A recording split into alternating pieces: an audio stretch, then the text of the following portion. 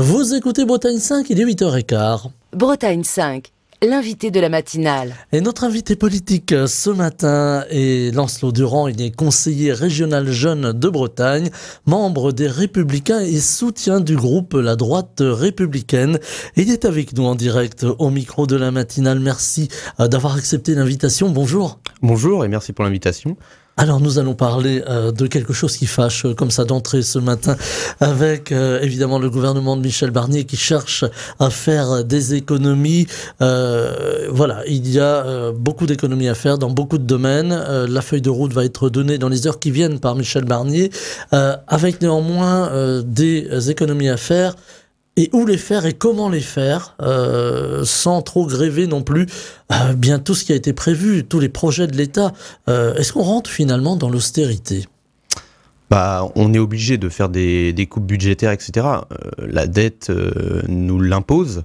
On a un remboursement de la dette qui est déjà très coûteux par an à l'État.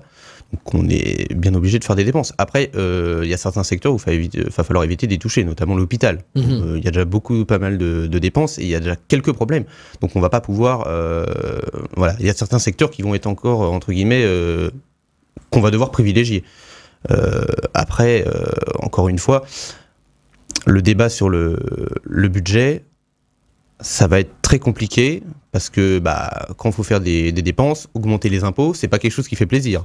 Voilà, on va parler de fiscalité, parce que c'est important aussi la fiscalité. Faut aller chercher, par exemple, l'impôt là où il y a de l'argent à prendre, c'est-à-dire dans les grandes entreprises. Alors, j'entends les très grandes entreprises qui font beaucoup de bénéfices, chez celles et ceux aussi qui ont les moyens de payer, c'est-à-dire ceux qui vivent bien finalement. Là, il s'agit évidemment pas de jugement de valeur, mais il faut aller chercher l'impôt dans ces catégories-là, pour qu'elles participent, ces catégories-là, à l'effort national ? Malheureusement, oui. Temporairement, je l'espère, mais bon, ils vont être obligés de le faire, notamment les grandes entreprises qui, Michel Barnier l'a précisé, avec des entreprises qui font des bénéfices qui dépassent 3 milliards par an. Donc c'est des super profits, donc j'ai envie de dire que c'est un peu normal pour ce genre d'entreprise. Mais pour la taxation des personnes des classes riches, là, encore une fois, on leur a supprimé l'ISF, on leur a dit, maintenant, faudra payer, vous pouvez payer moins d'impôts. Et là, maintenant, on est en train de leur dire, va falloir payer plus. Le consentement à l'impôt, la question du consentement à l'impôt se pose, parce que là, on va leur dire, va falloir contribuer, nous avons très mal géré, et maintenant, ça va être à vous de payer. Donc, moi, je le prendrais mal. Mais bon, encore une fois, temporairement, on va être obligé de le faire. On ne peut pas rester dans une solution catastrophique comme ça, avec une dette publique qui a flambé et des finances publiques qui sont catastrophiques, encore une fois. Avec une menace aussi, l'Europe, l'Union européenne qui regarde de près ce qui se passe en France. Alors on n'est pas encore dans des processus de mise sous tutelle ou quoi que ce soit, on a pu le lire parfois dans des articles un peu catastrophés, mais il y a quand même cette menace, en tout cas ce rappel à l'ordre de l'Europe et de l'Union européenne précisément, qui dit attention, la dette dérape, il va falloir entrer dans les clous, comme on dit. Oui, parce que la dette publique ne peut pas... pour l'Union européenne, la règle d'or, c'est ça ne doit pas dépasser 60% du PIB, et par an, ça ne doit pas dépasser 3%, le déficit ne doit pas être équivalent à 3% du PIB. Donc automatiquement, là, normalement, on devrait avoir les 6%, c'est-à-dire le double. Donc oui, l'Union européenne va commencer à nous taper sur les doigts en nous disant, dis donc, vous respectez pas trop les règles. Et je crois qu'on est dans les derniers pays de l'Union européenne en termes de dette. Donc oui, il va être temps de faire quelque chose, effectivement. Avec une dette qui nous coûte aussi, puisque depuis quelque temps... Il faut la rembourser. Voilà, il faut la rembourser. Et en même temps, si on fait de l'emprunt, nos prêteurs commencent à nous prêter à un taux un peu plus important qu'avant. C'est-à-dire, il y a un manque de confiance, finalement, dans la capacité de la France à rembourser sa dette. Faut faire attention déjà à qui on emprunte. Parce que là, pour l'instant, on emprunte beaucoup à des investisseurs venus principalement d'Asie. Donc ils vont nous demander de plus en plus. Il y a 40-50 ans, quand on empruntait, des fois on était même à des taux d'intérêt qui étaient déficitaires pour le prêteur. Donc automatiquement, là, la France est le mauvais élève. Donc si on n'a pas forcément la capacité de rembourser, j'ai envie de dire, c'est normal qu'on empruntent à des taux d'intérêt supérieurs. Après, va falloir vite y remédier. Mmh. Avec des conséquences, hein, vous le disiez, Lancelot Durand, sur différents secteurs. Alors, évidemment, il n'est pas question, en tout cas, si on en croit les propos de Michel Barnier, de toucher au secteur sensible. Vous parliez de la santé, de l'hôpital, évidemment, qui souffre encore beaucoup aujourd'hui. Mais il y a d'autres secteurs. Par exemple, on a entendu Sébastien Lecornu, le ministre des Armées, dire que voilà, il n'y aurait pas de changement pour le budget des armées. Alors, où est-ce qu'on va taper, finalement ? Alors déjà, le budget des armées, il y a une loi de programmation militaire qui oblige qu'on augmente le budget. Notre armée a été abandonnée. On n'est pas dans les meilleures armées d'Europe. On a une bonne, on est dans les bons classements parce que on a une certaine capacité nucléaire avec de nombreuses ogives. Mais voilà, ça a été longtemps abandonné et d'ailleurs je salue Jean-Louis Thiriot qui est un superbe ministre délégué que j'avais pu connaître lors de la la loi de programmation militaire où il défendait notamment, le jour où j'étais là avec Marc Le Fur, les anciens combattants, la question des anciens combattants. Donc oui, le secteur-là ne peut pas être touché, c'est normal, ça en va de nos relations diplomatiques, etc. Bon, la question, il va bien falloir toucher des secteurs. Après, ça va être compliqué parce qu'il faut continuer à avoir des budgets, notamment dans tout ce qui est ministère de l'Intérieur. La sécurité et l'insécurité obligent qu'on garde des dépenses convenables dans ce secteur. On le voit bien avec l'agression du maire de Saint-Brieuc très récemment. Voilà, les moyens de police ne peuvent pas être diminués. Ou encore, bon, c'est plus polémique, mais le meurtre de Philippines, il faut augmenter tout ce qui est moyens de police, etc., pour avoir une certaine sécurité au quotidien. D'ailleurs, il y a un ministère qui a été créé sur ce sujet, j'en suis assez ravi. Après, encore une fois, les secteurs qui vont qu'il va falloir baisser les dépenses. Bon, bah, sincèrement, je ne vois pas lequel. Je pense que c'est l'éducation nationale qui va prendre un peu, malheureusement. On parle de l'université aujourd'hui qui pourrait être amputée de certains budgets. Ah oui, bah, quand je vois déjà les chambres du Crous qui sont parfois plus détériorées que certaines cellules de prison, je peux vous dire que ça fait pas plaisir, mais bon, on n'a pas le choix, j'ai envie de vous dire. Mais il faut savoir que déjà le budget alloué à l'enseignement supérieur n'est pas énorme. Il est déjà, c'est pas dans les premiers, hein, c'est pas comme l'éducation nationale. Et pourtant, l'éducation nationale déjà prend cher depuis quelques années. Avec aussi des territoires. Alors, je sais que vous êtes attaché au territoire. Alors, voilà un mot que je n'aime pas tellement, mais il est employé souvent, oui, on le prend comme terme générique, mais il y a les territoires ruraux, il y a les territoires urbains, il ne s'agit pas de les opposer les uns aux autres, mais on a entendu les élus de ces territoires récemment piquer un coup de colère face aux propos du ministre, enfin de l'ex-ministre de l'économie, Bruno Le Maire, qui avait dit, voilà, les territoires dépensent beaucoup, ça coûte à l'État, et pourtant, on s'aperçoit aujourd'hui que dans les territoires, les élus de terrain font ce qu'ils peuvent pour pouvoir assurer leur mission. Est-ce qu'il n'y a pas de danger là si on touche encore au budget de ces collectivités que sont les régions, les départements ou les collectivités territoriales plus largement ? Bah, ça va être compliqué parce que déjà les collectivités territoriales, quand Bruno Le Maire se permet de leur dire que c'est de leur faute s'il y a un déficit, pardon, mais c'est quand même lui qui est à la tête du ministère depuis 7 ans. Donc, il a mal géré, Bruno Le Maire, finalement, pour être franc. Oui, je pense, ouais.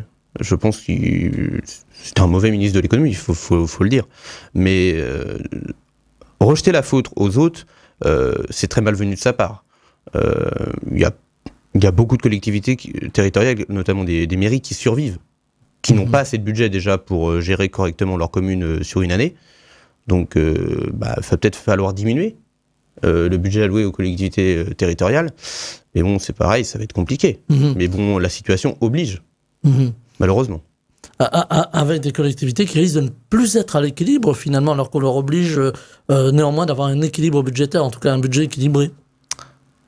Ah oui, ça va être compliqué. Après, il y a eu des dépenses, notamment dans certaines mairies qui n'étaient pas justifiées. Il va falloir diminuer quelque peu les fonctionnaires. Il y a certaines mairies qui pourraient marcher avec moins de fonctionnaires, c'est sûr. Après, on ne peut pas non plus supprimer tous les postes, mais je pense qu'il y en a qui ont été créés depuis depuis le quinquennat d'Emmanuel Macron dans certaines communes et qui n'avaient pas forcément raison d'être. On entend également la diminution possible du nombre de fonctionnaires. Le chiffre de 100 000 a circulé. Voilà, c'est la Cour des comptes qui a émis ce chiffre assez vertigineux, il faut bien le dire, alors qu'il y a une demande à côté de services publics, de plus de services publics dans les territoires. On a entendu les Français s'exprimer lors des législatives en demandant plus de services publics, une revalorisation des territoires. Là aussi, l'équation va être très compliquée. Alors là, je m'adresse plus aux jeunes conseillers régionaux, jeunes que vous êtes. Là, l'équation va être difficile. Oui, bah après, je pense que sur ces 100 000 postes, il y en a qui ne sont pas au bon endroit. Notamment, il y a les maisons France Service qui ont été créées, pas dans toutes les mairies, mais sur les territoires où il en fallait. C'est non négligeable. Ils servent, ils sont au quotidien des Français et leur servent en cas de besoin, notamment pour des factures, pour régler tout ce qui est question d'impôts pour les gens qui n'ont pas forcément, qui ne savent pas forcément comment faire avec Internet, principalement. Après, je suis désolé, mais il va falloir un peu s'en séparer. Sur certains endroits, les finances obligent. C'est triste parce que on se coupe un peu du territoire quand même. Enfin, l'État se coupe du territoire. Dans l'intervalle, ils prennent très cher. Mais bon, j'espère qu'on va éviter de toucher à tout ce qui est ruralité. Quand j'entends qu'ils veulent fermer des agences postales, bon. Il y a une renégociation avec la Poste actuellement, qui veut, voilà, là aussi faire des économies. Oui, c'est vrai. C'est une erreur pour vous. Je pense. Je pense la Poste, c'est quand même très sacré. Ça fait vivre un village. Je sais que nous, sur la commune de Saint-Calguildo où j'habite, elle a été fermée et c'est la mairie qui a repris l'agence postale. Donc, encore heureux, mais il y en a certaines où c'est fermé, ça reprend pas du tout. Et c'est quand même ce qui fait vivre. C'est quand même, c'est les PTT, quoi. C'est sacré. Voilà, les PTT, vous employez le terme qui fut longtemps celui de la Poste. Oui. Avec ce budget contraint, on a aussi une France fracturée, une France qui ne peut plus dialoguer finalement. Alors là aussi, la politique a pris ses quartiers. On entend beaucoup la gauche parler de gouvernement libéral. Alors en termes de budget, mais aussi dans les dispositions prises. Il y a la loi immigration. On en parle beaucoup de cette loi immigration depuis quelques jours, qui pourrait revenir peut-être au goût du jour justement à l'Assemblée nationale. Est-ce qu'il faut une énième loi immigration? Est-ce qu'il faut remettre finalement cette loi sur la table de la discussion? Oui, parce que la loi immigration votée en janvier ou février dernier a été très majoritairement censurée par le Conseil constitutionnel, sauf que c'était des propositions que une bonne partie des Français étaient en accord avec. Donc le mieux, c'est de faire un référendum sur l'immigration, qui là est à valeur constitutionnelle, donc automatiquement ça facilitera les choses. Mais oui, les Français demandent moins d'immigration. Ils ne disent pas de l'arrêter comme certains pourraient le prôner, mais moins d'immigration. Déjà au niveau de l'immigration illégale et aussi sur légale. J'ai bien dit moins d'immigration, c'est-à-dire une réduction. On n'a pas la capacité aujourd'hui financière et logistiquement de les accueillir. On ne peut pas accueillir tout le monde, c'est triste à dire, mais c'est comme ça. Donc, automatiquement, il va falloir réduire les flux migratoires pour la France, mais aussi exécuter 100% des OQTF, qui est déjà une grande priorité. 93% ne sont pas exécutés aujourd'hui, hein, si on prend les chiffres qui ont été transmis par le ministère. C'est assez lamentable. Je crois que c'est en Allemagne où ils arrivent quand même à, je sais plus, ils sont plus meilleurs que nous en termes d'exécution des OQTF. Mais bon, là j'ai envie de vous dire, s'il n'y avait pas eu d'OQTF, s'ils avaient été exécutés, le meurtre de Philippines n'aurait pas eu lieu. Je ne dis pas qu'il faut faire un lien constamment avec immigration et sécurité, mais bon, si la loi avait été appliquée, cet homme ne serait pas là. Il ne serait plus présent sur le territoire et aurait sauvé une vie au moins. On a entendu les propos de Bruno Retailleau ces temps derniers. Bruno Retailleau, qui est une personnalité clivante, en tout cas si on en croit là encore. À gauche, on entend beaucoup de choses sur Bruno Retailleau. Est-ce qu'il peut faire un bon ministre de l'Intérieur finalement ? Pour moi, c'est un très bon ministre de l'Intérieur parce que il a des idées très arrêtées, très à lui, très arrêtées.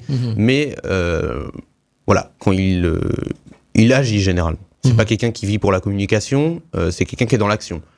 Donc, automatiquement, je pense que, d'après les mesures qu'il a évoquées, je pense que normalement, si ça fait consensus à l'Assemblée nationale, ça devrait avancer. Après, c'est vrai que c'est une personnalité clivante, parce qu'il est issu de la droite conservatrice, il a été, fut un temps, très proche de Philippe de Villiers, donc automatiquement, à gauche, ça coince un peu. Même dans les camps de la majorité présidentielle, ça coince aussi. Bon, je pense que là, ce n'est pas l'heure de faire des polémiques là-dessus. On a une Assemblée nationale qui est fracturée en 3 blocs. Donc, je pense que les polémiques, on devrait les mettre de côté et plutôt de se mettre au travail. Parce que là, les Français, ils veulent qu'on avance. Ils vont refuser tout ce qui est immobilisme. Donc, il va falloir trouver des consensus et faire des compromis. Le NFP voulait gouverner à tout prix, mais c'était tout le programme et rien que le programme. Donc automatiquement... Ça, c'était la phrase de Jean-Luc Mélenchon. Bien sûr. Donc ils prétendent vouloir faire des compromis, mais bon, c'était sur des choses minimes. Donc le principal, ils voulaient quand même l'appliquer, soi-disant parce qu'ils avaient gagné les élections législatives. Pardon. Ils les ont gagnées, c'est vrai, mais ils n'ont pas la majorité absolue. Après, il y a eu la proposition de Bernard Cazeneuve qui, lui, pouvait faire un plus gros consensus parce qu'il aurait été validé notamment, je pense, par la majorité présidentielle. Sauf que le NFP n'en a pas voulu, soi-disant, parce qu'il était trop au centre ou trop à droite ou je ne sais trop quoi. Donc, trop libéral, on a entendu. Voilà, c'est ça. Et donc, automatiquement, ils avaient 2 cartes, Lucie Castex ou Bernard Cazeneuve. C'est passé à la trappe. Il y a eu Xavier Bertrand qui, lui, n'était même pas soutenu, était soutenu par notre camp et par le centre, mais le RN ne voulait pas en entendre parler, parce qu'ils se sont pris quelques claques, notamment dans la région Hauts-de-France en 2021 aux élections régionales. Donc, la seule solution possible, c'était Michel Barnier. Je ne pensais pas qu'il aurait été nommé, mais c'est une bonne chose. Il arrive à faire quelques consensus, il parle avec tout le monde, il a dit qu'il ne reviendrait pas sur toutes les grandes lois qui ont été passées, que ce soit la PMA, le mariage pour tous, la constitutionnalisation de l'IVG. Donc, moi, je ne vois pas de problème. Je pense que la gauche devrait, pas forcément soutenir, mais aider la majorité. Il faut aider aujourd'hui. On peut pas se permettre de critiquer et de faire des conflits et polémiquer sur des choses qui servent à rien, en fait, qui ne vont rien apporter en France. Il y a besoin d'unité face au péril économique, mais aussi à toute la géopolitique. On voit cette déstabilisation au Proche-Orient avec la guerre qui gagne le Liban aujourd'hui. Il y a besoin très vite de se ressaisir et d'avoir une ligne directrice, j'allais presque dire ferme, si vous me permettez le terme. Il va falloir déjà... je suis assez triste de ne pas voir une alliance de la gauche républicaine à la droite républicaine. Ce qui permettrait d'avoir toutes les forces républicaines et qui acceptent les compromis. Après, je pense que c'est très mal parti. C'est dommage. Mais bon, voilà, c'est eux qui décident de leur sort, j'ai envie de dire. Donc, on ne peut pas les imposer. Voilà, avec quand même ce risque aussi, même s'il semble s'éloigner quelque peu d'une motion de censure qui pourrait à tout moment intervenir à l'endroit du gouvernement, que ce soit d'ailleurs par le Rassemblement national ou par la gauche, les forces de gauche. Là aussi, ça pourrait casser la dynamique, si j'ose dire. Oui, après, je pense que cette motion de censure n'aura pas lieu. Je sais que la gauche, notamment et les filles, se proclament, dès que le discours de politique générale était fini, ou même avant, ils étaient là, on va voter une motion de censure, etc., nous aurons le pouvoir. Encore une fois, ils veulent bordéliser le pays. Et le RN n'a aucune raison de voter ce texte, de cette motion de censure, pour la simple et bonne raison que s'ils le votent, la principale force politique qui devrait arriver au gouvernement, ça serait le NFP. Marine Le Pen a d'ailleurs dit qu'elle ne censurerait pas, en tout cas que son parti ne censurerait pas pour l'instant. Voilà, ils sont en observation. Oui, après, Marine Le Pen, elle aime bien jouer... elle se comporte comme si elle était le dieu et qui décidait tout. Je suis désolé, mais elle n'aura pas le dernier mot, surtout... Marine Le Pen, je ne dis pas qu'on peut faire sans.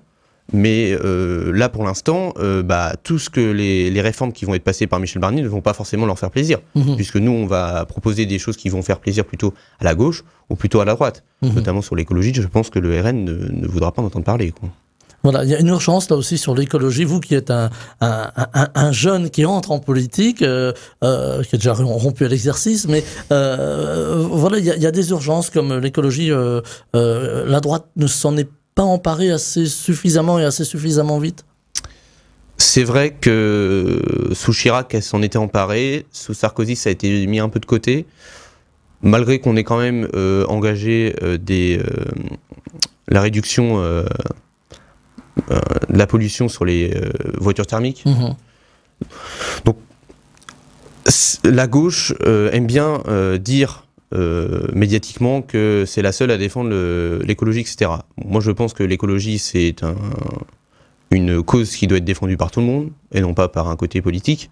Après, ils se permettent de dire ça parce que nous n'avons pas la même vision de l'écologie. Eux, ils sont plutôt pour une écologie assez punitive, que nous ne souhaitons pas. Nous souhaitons plutôt mettre en place du nucléaire. Eux, ils préfèrent imposer des éoliennes en baie de Saint-Brieuc dans des zones écologiques, qui sont une véritable catastrophe. Mais ça, encore une fois, c'est autre chose. Non, je pense qu'il faut développer le nucléaire. Et la droite doit s'emparer de ce sujet et rouvrir des centrales nucléaires. On dit, oui, mais ça pollue, etc. Non. C'est toute la fumée qui en sort, c'est de la vapeur d'eau. C'est une énergie décarbonée finalement. Complètement. Bon, il y a la question des déchets radioactifs ou le potentiel risque des centrales nucléaires, parce qu'il y a des risques aussi. En France, il n'y a jamais eu de problème. Donc je pense qu'on peut faire confiance là-dessus et partir sur ça. Une centrale nucléaire, ça produit énormément d'énergie. Donc je pense que c'est la solution. Voilà, là il faut repenser aussi le schéma énergétique finalement. Il faut avoir un mix énergétique. On ne peut pas tout baser sur le nucléaire, c'est pas possible. Mais pourquoi pas sur des panneaux photovoltaïques, etc. Ou l'éolienne, mais l'éolienne n'est pas rentable en termes écologiques. Quand on voit le coût, l'impact écologique de sa construction et par rapport à son énergie qu'elle transmet, ce n'est pas du tout, c'est pas équilibre. Le bilan n'est pas équilibré dans le sens où la construction et la mise en place de cette éolienne va être plus polluante que son véritable rendement. Donc ça, je suis pas sûr que ce soit la bonne solution. Alors ceci dit, pour construire de nouvelles centrales nucléaires ou adapter celles qui existent déjà, ça va prendre plusieurs années parce que le parc nucléaire est vieillissant et on l'a vu avec l'EPR de Flamanville, ça a mis un peu plus de temps que prévu et ça a coûté surtout beaucoup plus cher que prévu. Là aussi, il va falloir penser d'autres technologies en amont et sans rentrer dans la technique. Je pense, après, je ne vois pas d'autre solution que le nucléaire. Bon, ça prend beaucoup de temps, hein. C'est au moins 10-15 ans quand même la construction d'une centrale. Mais après, il faut savoir qu'elles sont ouvertes presque 50 ans. Il faut avoir un nouveau plan Messmer pour reprendre... C'est ça. Je pense que Pierre Messmer, quand il était Premier ministre, avait un peu envisagé le truc. Et bravo à lui, sincèrement. Parce que s'il n'avait pas engagé toutes ces constructions de centrales nucléaires, on ne serait pas rendu aujourd'hui avec autant de centrales nucléaires. La France avait une certaine indépendance énergétique qu'elle a un peu perdue au fil des temps parce qu'on a décidé d'arrêter des centrales nucléaires qui marchaient encore bien, ou alors on a préféré en vendre à d'autres pays en Europe. Un dernier mot, il nous reste 2 petites minutes, Lancelot Durand. Je voulais vous entendre sur les aspirations de la jeunesse politique aujourd'hui. On le voit, vous représentez cette nouvelle génération qui arrive, qui garde, j'allais dire, les fondamentaux, mais qui a quand même envie un petit peu de bousculer la politique telle qu'elle était peut-être pratiquée par vos aînés. Est-ce qu'il faut changer la façon de faire de la politique aujourd'hui en France et aller peut-être un peu plus vite tout en gardant un cap ? Moi, vous savez, je suis très dans la logique des partis partisans. Je suis un grand fan de la Ve République, donc... Il ne faut pas la changer, la Ve République. On peut la réformer, mais je ne pense pas qu'il y ait la nécessité de de changer de constitution et passer à la 6ème République. Je pense qu'on peut faire des réformes, notamment s'il le faut, si les Français le veulent majoritairement, passer à la proportionnelle législative. Bon, on a déjà eu des résultats en 86 quand ça a été essayé. Bon, bah, c'était pas, enfin, la gauche a perdu sa majorité et a été obligée de nommer Jacques Chirac au gouvernement. Donc, si vous voulez, on peut la passer aux législatives. Moi, ça ne me pose pas de problème personnellement. C'est une demande de Rassemblement National, d'ailleurs. Oui, du NFP aussi, mais qui ne le propose plus maintenant que le RN le propose, tout simplement parce qu'il ne serait plus majoritaire. Donc, voilà. Mais non, je pense que la jeunesse doit garder une certaine logique des partis. Il faut quand même souligner que la majorité des jeunes qui s'engagent aujourd'hui ne s'engagent pas forcément de manière conventionnelle avec l'inclusion et l'adhésion à un parti. Ils préfèrent généralement beaucoup par le biais de la manifestation. Militer pour des causes. Voilà, c'est ça. Coller des affiches, tracter, aller dans des manifestations. C'est ce qui arrive. Bon, moi j'ai déjà collé des affiches et tracté aussi, notamment pour l'élection de Corentin Le Fur. Mais voilà, je n'ai pas fait spécialement de manifestation. Donc, pour l'instant, du moins, il n'y a pas eu de raison que j'y aille non plus. Donc voilà. Avec des grands dossiers à suivre à la région Bretagne, puisque je le disais tout à l'heure, vous siégez en tant que conseiller régional jeune. Un dossier comme ça qui vous tient à cœur, et ce sera le dernier mot, parce qu'il nous reste vraiment une poignée de secondes. Ok, d'accord. Alors, moi, ça fait presque 2 ans que j'ai été élu au conseil régional jeune, donc il va y avoir des élections très prochainement, d'ici un peu plus d'1 mois, je pense. Et bon, moi, j'appelle les élèves de seconde et de terminale, que ce soit général, technologique ou professionnel, à se présenter. Allez-y. Ils sont éligibles pendant 2 ans, allez-y, foncez. Moi, aujourd'hui, si je n'étais pas élu au CRJ, je pense que je n'aurais pas été aujourd'hui, je n'aurais pas rencontré les élus de la région, je n'aurais pas rencontré Loïc Chenet-Girard, Gaby Cadieux, la présidente en charge du CRJ, ou encore Arnaud Lécuyer, ou même Marc Le Fur et Stéphane de Sailly-Dupin, je ne les aurais pas rencontrés si je n'étais pas élu, notamment dans le pays de Lamballe, et ça ne m'aurait peut-être pas donné ce goût de l'engagement. Voilà, avoir le goût de l'engagement, le goût de faire bouger les lignes, de discuter directement avec les élus, de leur dire parfois on n'est pas d'accord.